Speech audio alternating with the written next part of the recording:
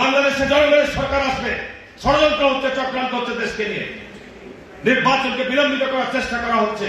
আজকে এনসিপি গঠন করা হয়েছে, আরো রাজনৈতিক দল গঠন করা হচ্ছে, যাদের এখন পর্যন্ত নিবন্ধনই নাই।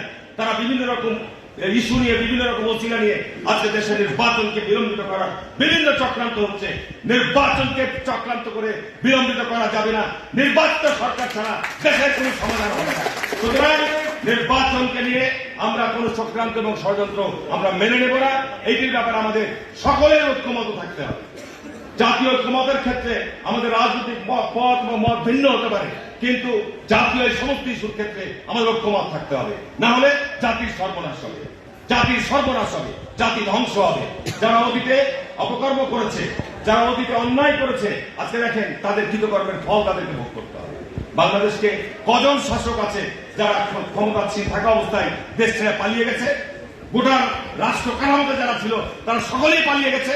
এরকম পরিস্থিতি গত 50, 60, 70 বছর হয়নি। সুতরাং আমাদের আজকে এই উপলব্ধি নিয়ে আসতে হবে। এই উপলব্ধির মধ্য দিয়ে আমাদেরকে বাংলাদেশকে নতুন ভাবে চিন্তা করতে হবে যে বাংলাদেশে প্রতিহিংসা, বাংলাদেশে হিংসাত্মক রাজনীতি চলবে না, বাংলাদেশে উগ্রবাদ চলবে না, বাংলাদেশে সত্যিকার অর্থে